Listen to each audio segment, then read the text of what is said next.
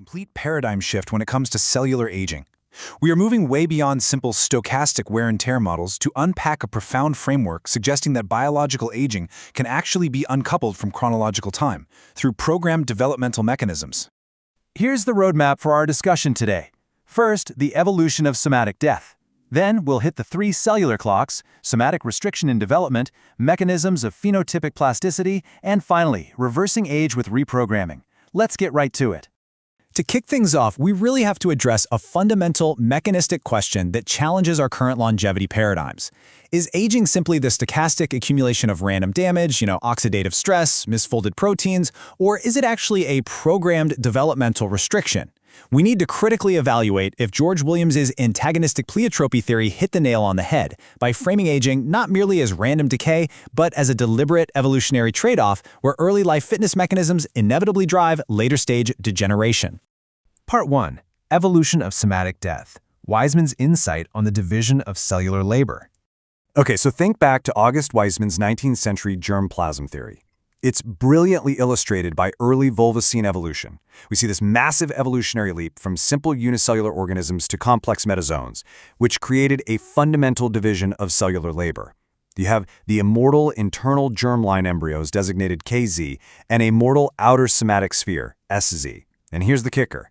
When those germline clusters reach maturity, they literally trigger the outer somatic sphere to undergo programmed cell death just to release the subsequent generation. The profound evolutionary trade-off here is the stark contrast between these two distinct lineages. The germline is completely clock-free. It represents an unbroken, indefinitely replicating lineage linking straight back to the last universal common ancestor. But the soma? It's clock-bound. It essentially sacrificed cellular immortality to achieve specialized functional capacity and greater evolutionary complexity. Section 2. The three cellular clocks. Tracking the intrinsic mechanisms of somatic restriction. Right, so somatic restriction is governed by three highly coordinated DNA-based cellular clocks. First up, the telomeric clock, driven by the loss of HTERT, which establishes the absolute replicative limit. Second, the epigenetic or DNA methylation clock, which tracks highly predictable CpG site changes. And third is the transposable element clock, reflecting the loss of heterochromatin repression and the subsequent mobilization of elements like line 1. Now, these three tick forward in unison, but a major bottleneck for us in current longevity research is the sheer technical challenge of monitoring real-time transposable element activity and measuring real-time epigenetic decay in vivo, without having to rely strictly on terminal assays. So, when do these clocks actually start ticking? It initiates right at the pluripotency transition, or PT. This is the exact developmental juncture where a cell permanently surrenders its germline status. That immortal replicative potential is lost, and HTERT is transcriptionally silenced. This is really a critical evolutionary protection mechanism designed to shield the early organism from unregulated oncogenic growth, while simultaneously engaging those somatic clocks. Now, the relocation of chromatin modifiers, or RCM hypothesis, details the actual molecular mechanics of this decay. Under normal conditions, sirtuins like SIRT1 and SIRT6 actively maintain cellular identity by silencing repetitive genomic elements. But when the genome sustains double-strand breaks, those chromatin modifiers have to relocate to help with DNA repair. While this is an incredibly ancient, highly conserved survival response, the cumulative accumulation of DNA damage forces sustained relocation, and this accidentally sacrifices cellular identity, leaving those repetitive sequences completely unshielded and directly driving progressive epigenetic decay. This brings us to a really fascinating epigenetic paradox that occurs during aging. Global DNA methylation steadily decreases, which triggers a critical loss of heterochromatin and kicks off line 1 retrotransposon mobilization. This mobilization then activates an interferon response, causing sterile inflammation, which we all know is a primary physiological hallmark of senescence. But concurrently, highly conserved regions like ribosomal DNA undergo strictly regulated hypermethylation. In fact, this specific rDNA hypermethylation is so mechanistically predictable that it acts as a highly accurate biological clock across diverse mammalian species. Section 3. Somatic restriction and development. The progressive loss of regenerative capacity. Looking at the somatic restriction model, it becomes totally clear that regenerative capacity doesn't just undergo some late-stage stochastic decline, it plunges dramatically right at the very beginning of development. From the pluripotency transition, Through the embryonic to fetal transition and into the neonatal transition, the restriction is incredibly acute. By the time we hit the adult transition, the capacity for robust, scarless regeneration is fully extinguished. The cellular clocks just keep ticking, eventually culminating in senescence and the failure of tissue homeostasis. So, biological aging is directly downstream of developmental programming. We actually have molecular confirmation of this concept via the PIWI-piRNA pathway. Immortal lineages, like Hydra or long-lived termite reproductives acting as the colony's germline, exhibit robust PIW expression. They are actively suppressing transposable elements to maintain absolute genetic integrity. But conversely, in somatic lineages, ranging from short-lived termite workers to the somatic tissues of adult mammals, PIW downregulation strictly correlates with active TE transcription. It's amazing. The molecular machinery conferring immortality is purposefully abandoned during somatic differentiation. Section 4. Mechanisms of phenotypic plasticity, uncovering the latent potential within the genome. Understanding these mechanisms opens up a massive paradigm shift. Young and old cellular phenotypes are encoded as latent epigenetic potentialities within the exact same genomic sequence. Think about it. The fundamental architectural information needed to construct a young cell is never physically deleted or lost in an old cell. It remains fully accessible. Youth and senescence are, fundamentally, just distinct epigenetic states governing the expression of one singular genome. And nature frequently utilizes this extreme phenotypic plasticity.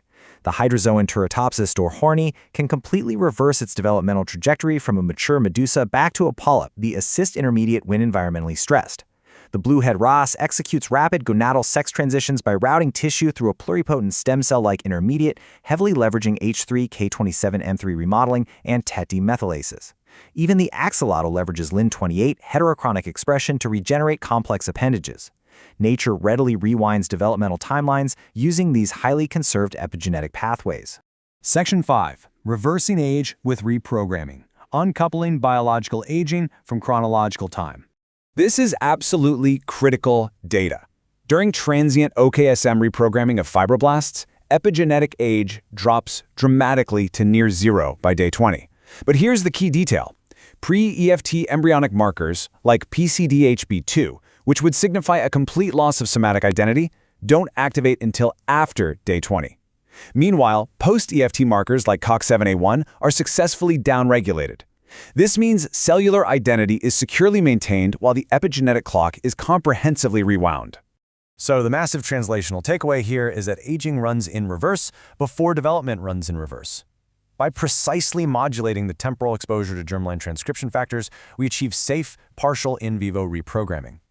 We can effectively reset epigenetic age and restore cellular function without dedifferentiating the cell all the way back to a pluripotent state, entirely bypassing the oncogenic risk of teratoma formation. Translating this paradigm directly into clinical strategies for treating age-related pathologies looks like this. Utilizing transient, cyclic induction of germline factors via inducible viral vectors, like AAVs, leads to the downregulation of post-EFT markers, transitioning those cells to an earlier, more plastic state. This facilitates the restoration of youthful epigenetic markers, such as H3K9ME3 chromatin architecture. Ultimately, targeting these cellular clocks might fundamentally arrest or even reverse human degenerative disease progression at the tissue level, moving us far beyond merely managing symptoms. Over a century ago, August Weismann observed that there is nothing inherent in life that implies death. The immortal germline proves that biological information can be preserved indefinitely. So, if the epigenetic information of youth remains perfectly intact within our aging cells, we have to ask, how will mastering the targeted reversal of these cellular clocks transition medicine from merely managing degenerative decline to fundamentally curing biological aging itself? This is the brief on cellular aging and rejuvenation. Reveals our cells are biologically programmed to age through internal clocks. But get this, we might actually be able to wind them backward. First, let's look at August Weismann's evolutionary theory. Life basically split into the immortal clock-free germline for reproduction and the mortal soma, our body cells. Through a process called somatic restriction, body cells lose their ability to regenerate because they're bound by 3 ticking clocks.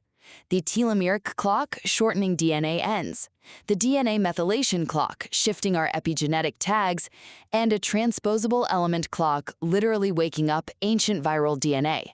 Your soma is basically a ticking time bomb, while the germline is a timeless void. So what if we could just smash those somatic clocks? Second, we can actually reverse them. Old body cells still hold the exact genetic blueprint to be young. By exposing them to germline factors, like OKSM proteins, scientists can trigger reverse programming. This winds those epigenetic clocks backward without wiping out a cell's specific identity. It's absolutely crucial to realize this. The young you is still perfectly preserved as information inside your old cells. So if we can do this in a lab, what does it mean for us? Finally, we're seeing real clinical translation.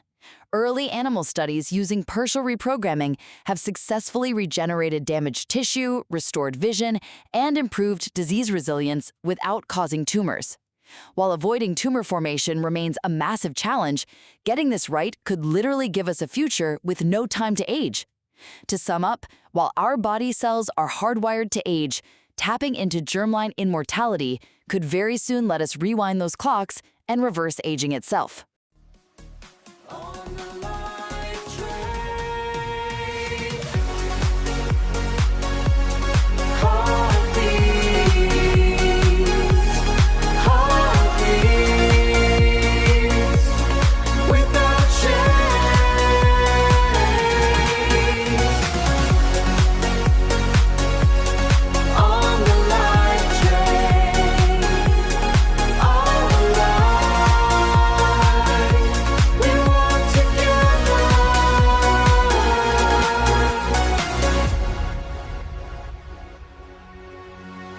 Between two worlds, beyond the cold, no more silence.